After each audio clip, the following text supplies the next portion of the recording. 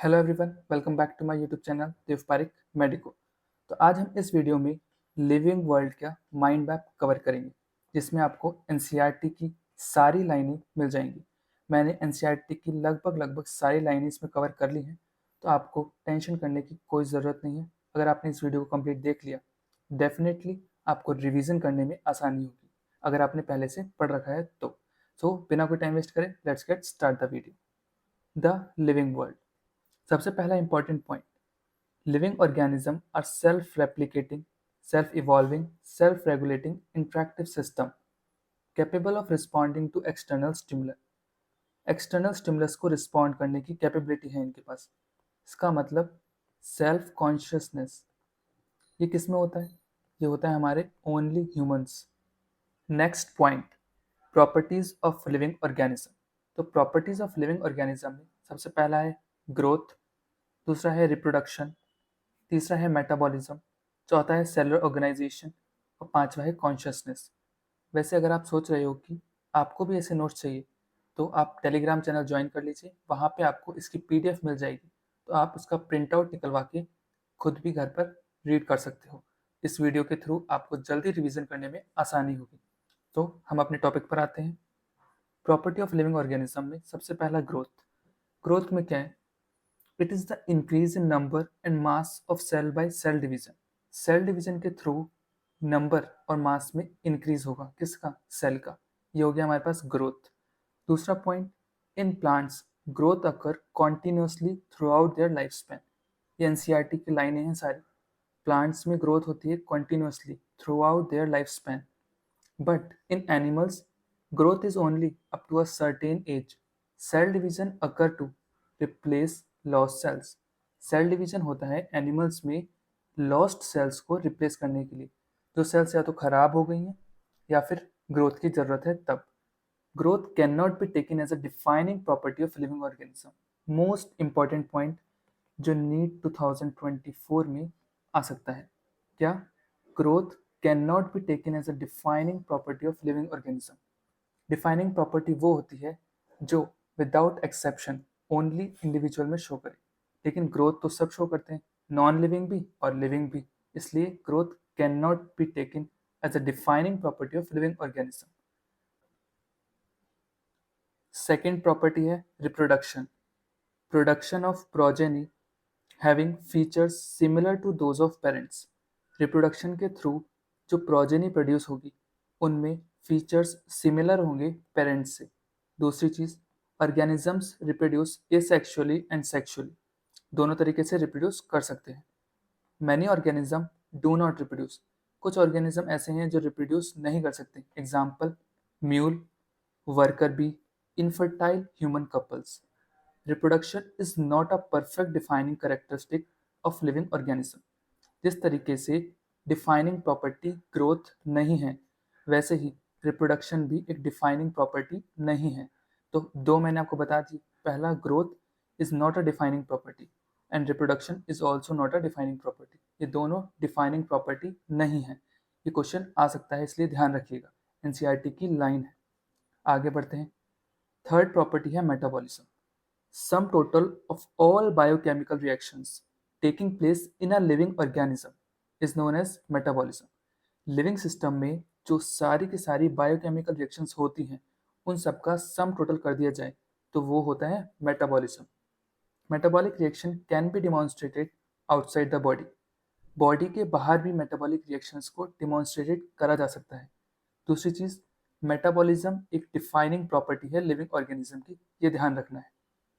अब जो next property है वो है cellular organisation. Cellular organisation defining feature of living organism. जैसे मेटाबॉलिज्म भी एक डिफाइनिंग फीचर है लिविंग ऑर्गेनिज्म का, सेलुलर ऑर्गेनाइजेशन भी एक डिफाइनिंग फीचर है लिविंग ऑर्गेनिज्म का। Organisms are made up of one or more cells. दूसरा पॉइंट इंपॉर्टेंट। तीसरा, मॉलिक्यूल्स, सेलुलर ऑर्गेनेल्स, फिर सेल्स, फिर टिश्यू, फिर organ system and at last organism. ये पूरी की पूरी प्रोसेस होती है, तब एक ऑर्गेनिज्म बनता है। Next property, consciousness, ability of organisms to sense their environment and respond to the environmental stimulus like light, water, temperature, other organisms, chemicals etcetera. मतलब एक्सटर्नल स्टिमुलस को रिस्पॉन्ड करने की एबिलिटी है जिसके अंदर वो ऑर्गेनिजम्स कॉन्शियसनेस शो करते हैं। It is the defining property of living organism. जैसे कि मैंने अभी आपको बताया, ये डिफाइनिंग प्रॉपर्टी नहीं है, ये भी डिफाइनिंग प्रॉपर्टी नहीं है। मेटाबॉलिज्म डिफाइनिंग प्रॉपर्टी है, सेलुलर ऑर्गेनाइजेशन डिफाइनिंग प्रॉपर्टी है, साथ ही साथ कॉन्शियसनेस भी डिफाइनिंग प्रॉपर्टी है। ये ध्यान रखना है। दूसरा पॉइंट बहुत इंपॉर्टेंट है, human is the only organism having self consciousness. जैसा मैंने अभी आपको शुरू में बताया था, लिविंग ऑर्गेनिजम्स में कॉन्शियसनेस हो सकती है, लेकिन ह्यूमन ही एक ऐसा है जिसके पास सेल्फ कॉन्शियसनेस है। ये आपको ध्यान रखना है क्योंकि इसमें डिफरेंस है। इसलिए आगे बढ़ते हैं। टर्म्स जो बहुत इंपॉर्टेंट है, biodiversity, the number and type of organisms present on earth. Earth पे जो नंबर और टाइप ऑफ ऑर्गेनिजम्स प्रेजेंट हैं उनको बोलते हैं हम biodiversity. Next point, 1.7 to 1.8 million number of species describe. ये ध्यान रखना है, ये ऑप्शंस में आ सकता है कि कितनी स्पीशीज डिस्क्राइब्ड हैं। तो एनसीईआरटी में दे रखा है 1.7 to 1.8 million. Next point, taxonomy या सिस्टमैटिक्स क्या है? Study of identification, classification, nomenclature and documentation of organism. सबसे पहले आप आइडेंटिफाई करो, फिर क्लासीफाई, फिर नॉमेनक्लेचर। जिस तरीके से सिस्टमैटिक्स में बताया गया था कैरोलस लीनियस के द्वारा, उस तरीके से। Systematics Latin systema means systematic arrangement of organisms. Systema naturae book written by Linnaeus. ये बहुत इंपॉर्टेंट पॉइंट कि लीनियस के द्वारा कौन सी बुक लिखी गई थी, ये आपको ध्यान रखना है। सिस्टमा नेचुरे, ये क्वेश्चन आ सकता है क्योंकि एनसीईआरटी में दे रखा है। आगे बढ़ते हैं। Process of taxonomy. टेक्सोनॉमी में मैंने अभी आपको बताया था, सबसे पहले अगर आपको करेक्टर पता होंगे किसी के, जैसे कि वो इंसान के बारे में सोचिए, जैसे वो काला है, वो उसके हाइट छोटी है, या वो दिखने में ऐसा है, तभी आपको उसके करेक्टर्स अगर पता होंगे तभी तो आप आइडेंटिफाई कर पाओगे। तो सबसे पहली चीज़ करेक्टर्स पता होने चाहिए, तभी आप आइडेंटिफिकेशन कर सकते हो। तो पहला होगा करेक्टराइजेशन, दूसरा होगा आइडेंटिफिकेशन। जब आप आइडेंटिफाई कर लोगे कि ये प्लांट है या एनिमल है या क्या है, तो आप उसको क्लासीफाई कर सकते हो। तो तीसरा हो गया क्लासिफिकेशन। जब आपने क्लासीफाई कर लिया तो उसका नाम रख सकते हो नॉमेनक्लेचर। तो ये चारों प्रोसेस आपको ध्यान रखना है। प्रोसेस ऑफ टेक्सोनॉमी में कैरेक्टराइजेशन, आइडेंटिफिकेशन, क्लासिफिकेशन और नॉमेनक्लेचर, इस सीक्वेंस वाइज में ध्यान रखना है आपको। सबसे पहला पढ़ते हैं। It is understanding of characters of organisms such as external and internal structure, structure of a cell, development process and ecological information। Characterisation में हम अंडरस्टैंड करते हैं characters of organism such as external characters, या फिर internal structures, या फिर cell की structure कैसी है, या उनका डेवलपमेंट प्रोसेस कैसा है, और उनका इवोल्यूशन या फिर इकोलॉजिकल इंफॉर्मेशन हमें पता है तो हम आसानी से करेक्टराइज कर सकते हैं। दूसरा है identification. It is the correct description of organism so that naming is possible. अगर हमें करेक्ट डिस्क्रिप्शन नहीं करना आता होगा तो हम उसकी नेमिंग कैसे करेंगे? इसलिए हमें उसका करेक्ट डिस्क्रिप्शन लिखना होगा, तभी हम उस ऑर्गेनिज्म की नेमिंग कर सकते हैं। ये एनसीईआरटी की लाइन है, ये ध्यान रखिएगा। आगे बढ़ते हैं। Classification, it is grouping of organism into convenient category taxa based on the characters।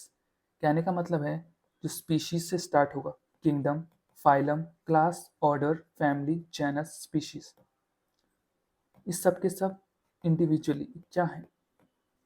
ये सब कैटेगरी हैं, कैटेगरी, सब कैटेगरीज हैं। तो इन कैटेगरीज को हम बोलते हैं टैक्सा। ये आपको ध्यान रखना है सबसे पहली चीज। It is grouping of organism into convenient category based on characters. Characters के बेस पे हम उनको इंडिविजुअल कैटेगरी में डाल देंगे कि ये इस कैटेगरी से बिलोंग करता है या फिर ये इस कैटेगरी से बिलोंग करता है। तो हो गया क्लासिफिकेशन आसानी से। आगे बढ़ते हैं। At now last, nomenclature. It is the standardisation of names of the organism such as particular organism is known by the same name all over the world. अगर अलग अलग नाम से कोई ऑर्गेनिज्म जाना जाएगा तो हमें कन्फ्यूज़न होगा, इसलिए हमने डिसाइड करा कि पूरे वर्ल्ड में ओनली सिंगल नेम होना चाहिए इस ऑर्गेनिज्म का, जिससे कन्फ्यूज़न ना हो। इसलिए हमने नॉमेनक्लेचर को बहुत अच्छी तरीके से समझने की ज़रूरत है।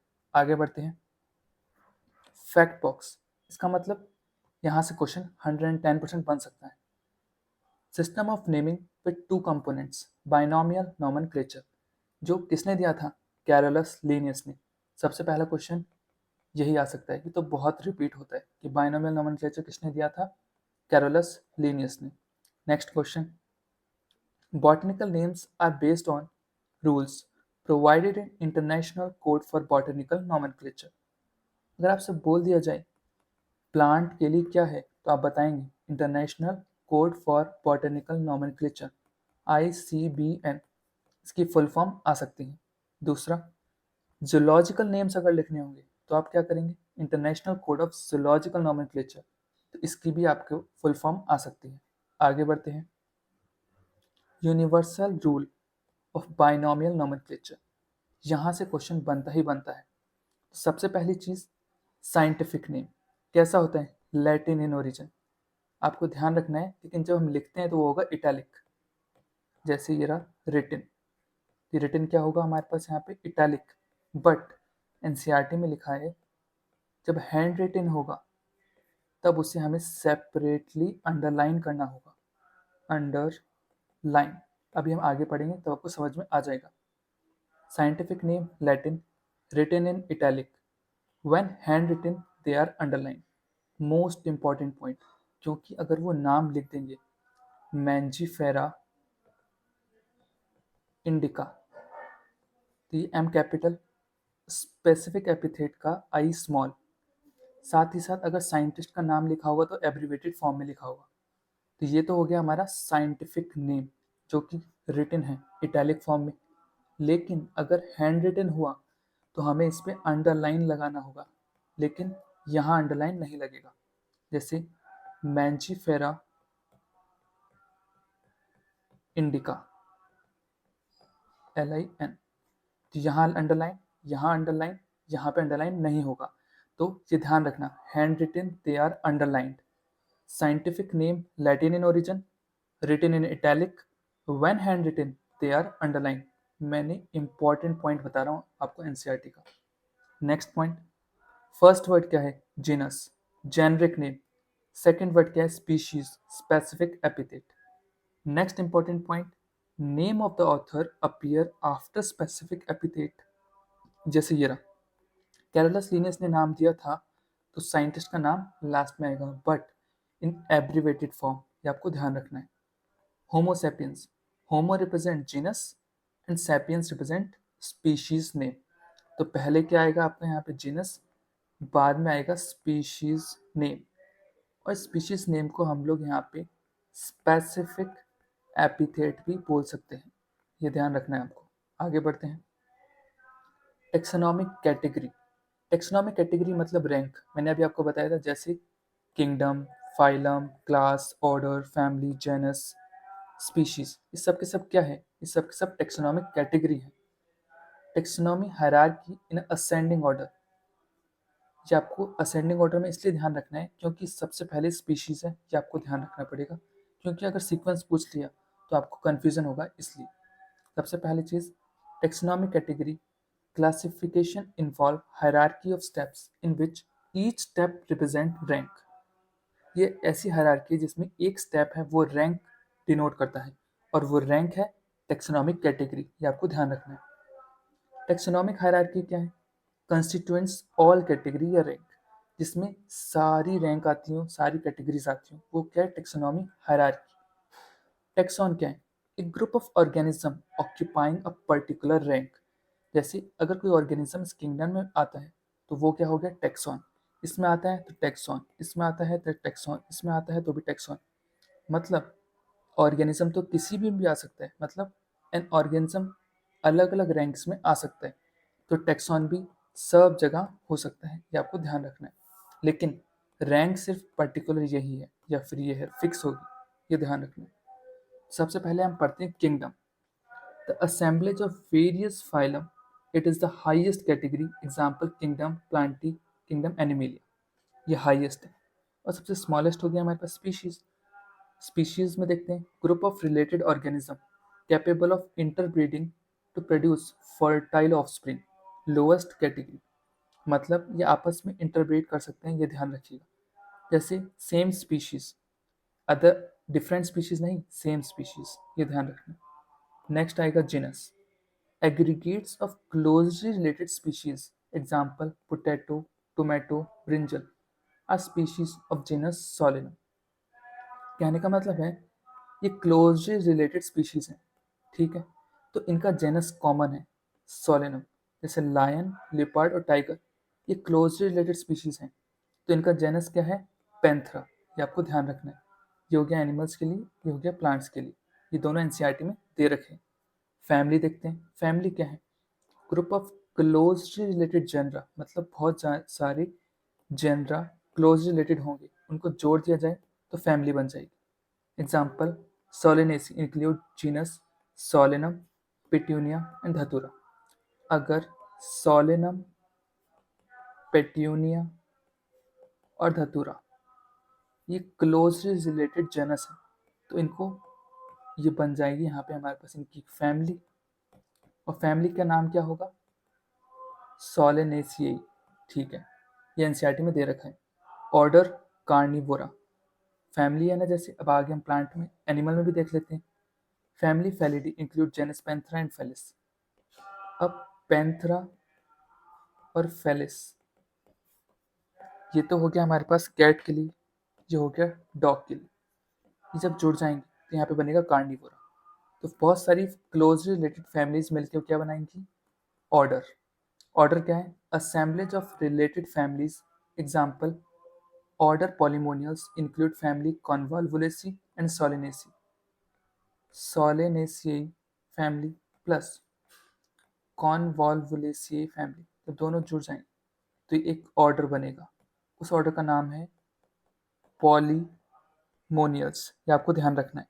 आगे बढ़ते हैं, class, assemblage of related order. अगर क्लोजली रिलेटेड ऑर्डर्स कंबाइन होंगे तो क्या फॉर्म होगी, class. Example order Primata and Carnivora is placed in class Mammalia, मतलब प्राइमेटा और कार्निवोरा क्लोजली रिलेटेड ऑर्डर हैं, दोनों जुड़ के क्या बनाएंगे, क्लास, क्या, मैमेलिया। ये आपको ध्यान रखना है। लास्ट में आपको बताइए सबसे बिग, बड़ा फाइलम या डिवीजन, प्लांट के लिए फाइलम, एनिमल के लिए डिवीजन। आगे बढ़ते हैं, मोस्ट इंपॉर्टेंट टेबल्स जो पूछी जाती हैं हर बार और एनसीईआरटी में दे रखी। मैंगो का जेनरिक नेम क्या है और स्पेसिफिक एपिथेट क्या है, ये ध्यान रखना है। मैंगो में मैंजीफेरा इंडिका, कोई दिक्कत नहीं होगी। पोटैटो में Solanum tuberosum.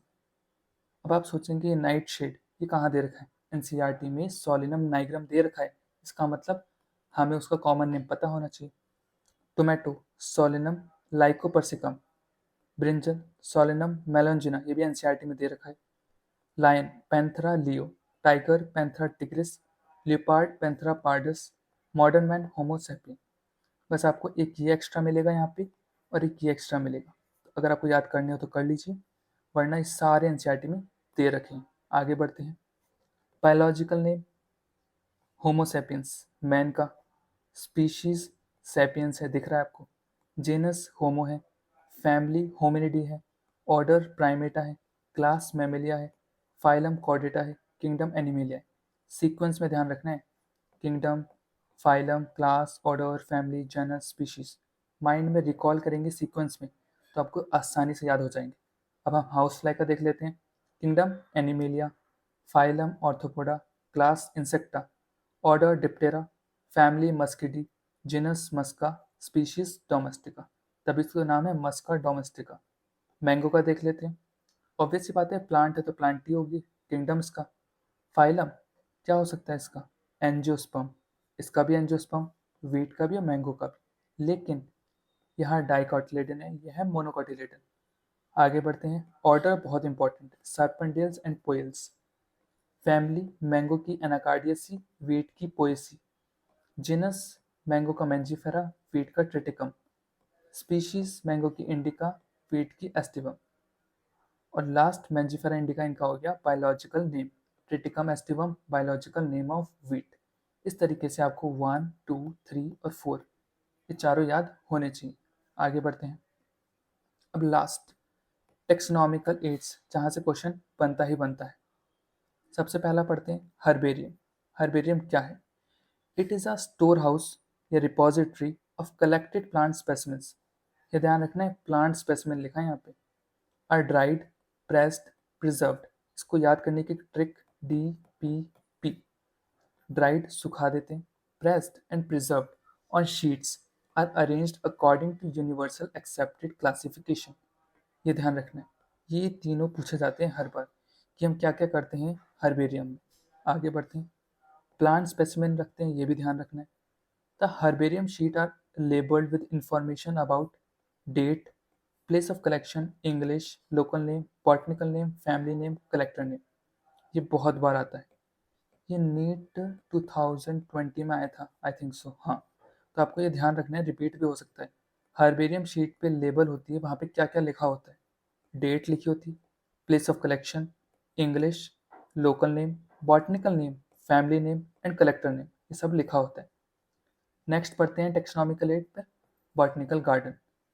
These are specialized garden having collections of living plants for reference and identification purpose. Each plant is labeled with its botanical name and family. Botanical garden में जो label लगा होगा वहाँ पे बॉटनिकल नेम और family का नाम लिखा होगा। इसको याद करने की ट्रिक BSF, बॉटनिकल नेम और फैमिली नेम, ये आपको ध्यान रखना है क्योंकि ये पूछ सकते हैं वो। आगे बढ़ते हैं, famous botanical garden, royal botanical garden at Kew, England, पहला आ सकता है। दूसरा, Indian botanical garden, Howrah, India. तीसरा, national botanical research institute, Lucknow, India. ये तीनों पूछे जा सकते हैं, इसलिए आप इनको याद कर लीजिएगा। आगे बढ़ते हैं, biological museum. It is a collection of preserve plants and animals for study and reference. A museum contains, अगर आप म्यूजियम में गए होगे तो आपको पता होगा वहाँ पे प्लांट्स और एनिमल्स दोनों होते हैं। Specimens preserved in preservative solutions in a container और जार। जैसे या तो जार्स में, ऐसे जार में स्पेसिमेंस होगा, या कंटेनर्स में प्रिजर्व करके रखा जाता है। Preserve dry specimens of plant and animals, insects collected in box. मतलब प्लांट्स और एनिमल्स के ड्राई स्पेसिमेंस को प्रिजर्व करा जाता है, लेकिन इंसेक्ट को प्रिजर्व करने की टेक्निक है stuffed of large birds and mammals animal skeleton. Insects को हम बॉक्सेस में रखते हैं और लार्ज बर्ड्स और मैमल्स को हम स्टफ्ड कर देते हैं, और एनिमल स्केलेटन को भी रख सकते हैं। इस तरीके से म्यूजियम में जो जो इंपॉर्टेंट लाइनें थी वो मैंने सारी यहाँ पे लिख दी। आगे बढ़ते हैं अब हम, जूलॉजिकल पार्क जिसे हम बोलते हैं जू, जहाँ पे टाइगर्स, बहुत सारे एनिमल्स होते हैं। अगर आप गए होगे तो आपको पता है। These are the places where live wild animals are kept in protected environment under human care. Human care के अंडर हम लिविंग वाइल्ड एनिमल्स को रखते हैं यहाँ पे, जो या तो एंडेंजर्ड होने वाले हैं या फिर जो हमें कंजर्व करने हैं, और बहुत सारे एनिमल्स रखते हैं हम यहाँ पे। आगे बढ़ते हैं, it enables to learn about their food habitat and behaviour.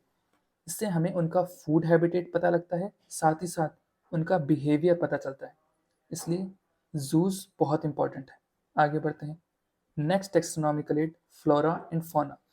Flora is actual account of habitat and distribution of plant specimen. Flora का मतलब है प्लांट, तो यहाँ पे क्या होगा, प्लांट स्पीशीज, और प्लांट स्पीशीज इस एरिया में होंगे, ये ध्यान रखना है। आगे बढ़ते हैं, fauna, animal, refer to animal life living in a particular geographical area or region. वो पर्टिकुलर जियोग्राफिकल एरिया में रहते हैं। तो फौना एनिमल के लिए, फ्लोरा प्लांट के लिए, ये ध्यान रखना है। आगे बढ़ते हैं, next taxonomical add, manuals. Manuals are the record that contains information for identification of name of species found in an area. जो important point है वो ये है name। हम यहाँ से name of species पता कर सकते हैं। तो मैनुअल में n लिखा है, तो यहाँ से आप ट्रिकली याद रख सकते हैं names। तो मैनुअल में क्या पता चलता है, names of species found in an area, ये ध्यान रखना है। आगे बढ़ते हैं, next taxonomical add, monograph and catalog. Monograph are the records that contain information on any one taxon. ये आपको ध्यान रखना है। Genus, family, species in a particular area. NCERT की लाइनें same to same. Next, last taxonomical aid, key. It is the device used to identify each species in a group of organisms based on similarities and dissimilarities. Similarities और dissimilarities के base पे हम organisms को identify करते हैं, इसे बोलते हैं key. It is based on a contrasting characters generally in a pair called as couplet. ये लाइन बहुत इंपॉर्टेंट है. Each couplet is a choice of two opposite options. उसमें दो opposite options होते हैं. In this, only one option is accepted. एक ही accept होगा, दूसरा नहीं होगा. Each statement in the key is a lead. ये आपको ध्यान रखना. हर statement key के अंदर lead कहलाता है. ये ध्यान रखना. तो ये देख लीजिए, हमने सारे के सारे taxonomical aids कवर कर लिए. ये रही. और अब ये पूरा कंप्लीट हो गया लिविंग वर्ल्ड इतनी जल्दी. अगर आपको ये माइंड मैप डाउनलोड करना है तो आप टेलीग्राम चैनल ज्वाइन कर लीजिएगा, जो है t.me/देव Pareek medico. Thank you for watching. Don't forget to subscribe, like, share and comment down.